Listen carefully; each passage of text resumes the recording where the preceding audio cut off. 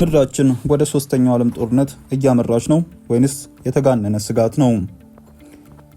አሜሪካና እስራኤል ኢራን ላይ የከፈቱትን ጦርነት ወደ ሁለተኛው ወገን እየገሰገሰ ይመስላል። መካከለኛው ምስራቅ ያደረሰው ጦርነት ከቀጠናው ሊያልፍ ይችላል የሚል ስጋትን አጭሯል።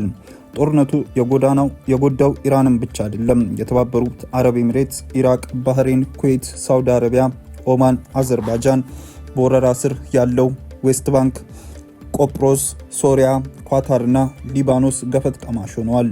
ጦርነቱ ከቀጠናው ተሻግሮ ዓለምን የሚያዳርስ ሊሆን ይችላል የሚልም ፍርሃት እየተስተጋባው ለዚህ ነው። የዓለም ጦርነት የሚባለው ምን አይነት ጦርነት ነው? በኦክስፎርድ ዩኒቨርሲቲ የታሪክ ፕሮፌሰር የሆኑት ማርጋሬት ብዙዎቻችን ጦርነት በአግባቡ ተወጥኖ የሚካሄድ እንደሆነና የጦርነቱ ተሳታፊዎችም አውቀው እንደሚገቡበት ያስባሉ ይላሉ። ከዚህ ቀደም ከተካሄዱ ጦርነቶች በመነሳት ግን ይህ ትክክል እንዳልሆነ ያስረዳሉ። የመጀመሪያው ዓለም ጦርነት ሲገልጹ በድንገት ተነስቶ ተዋጊዎችም የተቀናቃኞቻቸውን አቅም ሳይገነዘቡ ገቡበት ይላሉ። በትምህርት ቤት እንደሚካሄደው ድብድብ ልናየው እንችላለን ሲሉም ያስረዳሉ። የኦስትሮ ሃንጋሪው ንጉስ ፍራንዝ ጆሴፍ ወንድም ልጅ መገደሉ በአውሮፓውያኑ 1914 አንደኛው ዓለም ጦርነት እንዲነሳ አድርጓል። በሳምንታት ውስጥ የአውሮፓ አጋሮች ኃይሎች ጦርነቱን ተቀላቀሉ። ኦስትሪያ እና ሃንጋሪ ሰርቢያ ላይም ተነሱ። ጀርመን ኦስትሪያን ስትደግፍ፣ ሩሲያ ሰርቢያን አገዘች። ፈረንሳይ ሰርቢያን ለማገድ ሩሲያን ትደግፍ ጀመረ። ብሪታንያ ለክብርና ለዝናዋ ስትል ጦርነቱን ተቀላቀለች። ጦርነቱ የመላው ዓለም የሆነው በዚህ መንገድ ነበረ። በኪንግስ ኮሌጅ የዓለም አቀፍ ታሪክ ፕሮፌሰር የሆኑት ጆን ማይል እንደሚሉት የዓለም ጦርነት የሚባለው ሀያላን ሀገራት የተሳተፉት ውጊያ ሲካሄድ ነው ይላሉ። በመጀመሪያው ዓለም ጦርነት የአውሮፓ ሀያላን ሀገራት ተዋግተዋል። በሁለተኛው ዓለም ጦርነት አሜሪካና ጃፓንና ቻይና ገብተውበታል ይላሉ። ብዙዎቻችን የኢራንን ጦርነት የመካከለኛው ምስራቅ ጦርነት ብለን ነው የምንጠራው።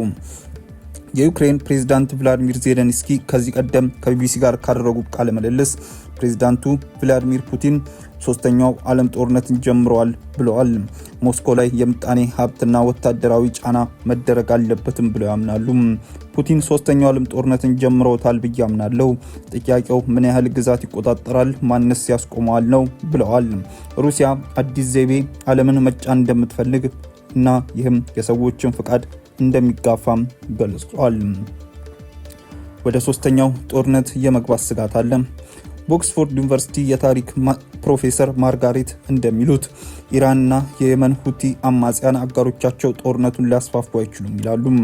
ኢራን የሆርሙዝ ሰርጥን በመዝጋት የዓለም አቀፍ ጫና ማሳደግ ትችላለች።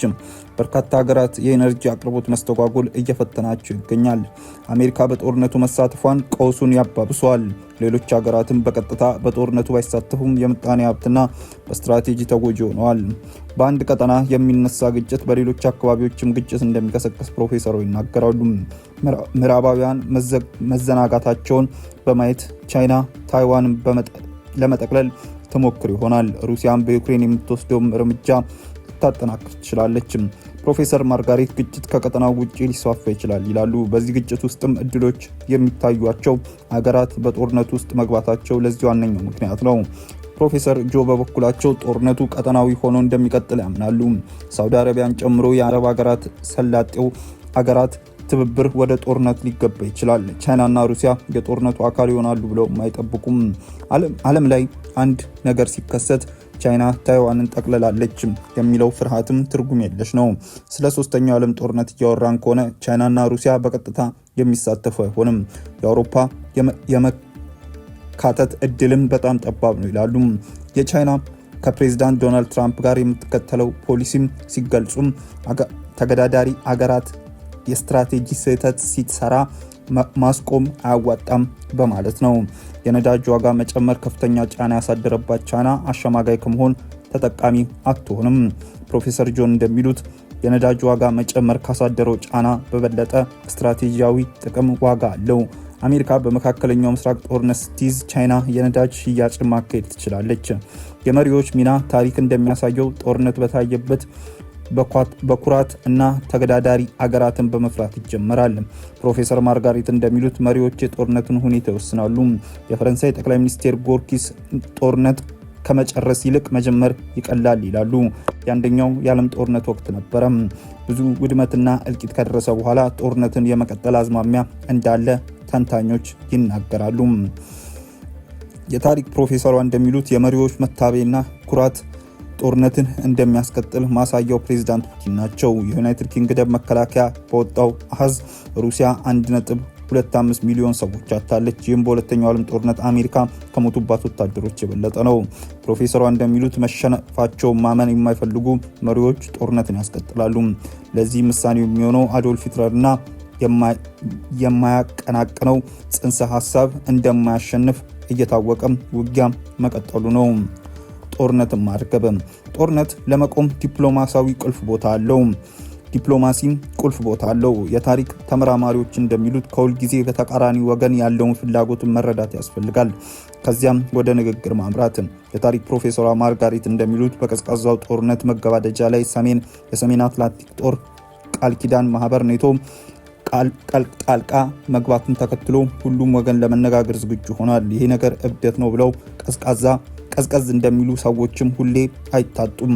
ከቁጥጥር እንደሚወጣ በማሰብም ነገሮችም ይረግባሉ ይላሉ። ሀያላን ሀገራት ጦርነቱ ሲገቡ የኒኩሌር ጦር መሳሪያ ስጋት መኖሩ ሳይጠቅሱ አያልፉም። ፕሮፌሰር ጆ በበኩላቸው ዋሽንግተን፣ ቴል አቪቭ እና ቴህራን ማሳካት የሚችሉት ጥግ ድረስ መሄዳቸውን ማመን አለባቸው በማለት ጦርነቱን ለማክተም የሚያስፈልገውን የመጀመሪያ ደረጃ ያስቀምጣሉ። በተጨማሪ ጦርነት ለየትኛውም ወገን ተጨማሪ ውጤት እንደማያመጣም ይናገራሉ። ማዕቀብ ማንሳት ያስፈልጋል። ደህንነትን ማስጠበቅም ስምምነት ለማድረግም ውሳኔ መድረስ አለበት። ኢራን በዓለም ያላትን ቦታ ማስገንዘብ ያሻል በማለት ተንታኞች ያብራራሉ። በድርድር የተኩስ አቁም ላይ ለመድረስም እንደሚቻል ያምናሉ። ከዚያም ዘላቂ ስምምነት ላይ መድረስ እንደሚቻል ተስፋ ያደርጋሉ። ውድ ተመልካቾቻችን በዕለታዊው የዛሬ ውሎ ፕሮግራማችን ይዘንላችሁ የቀረብናቸው ዋና መረጃዎች እነዚህ ነበሩ። ከፕሮግራም ጋር አብሬያችሁ ቆይታ ያደረኩት እኔ አብዲስ አደፋር ነበርኩ። ከሌሎች የኬሎ ሚዲያ ፕሮግራሞች ጋር መልካም ቆይታም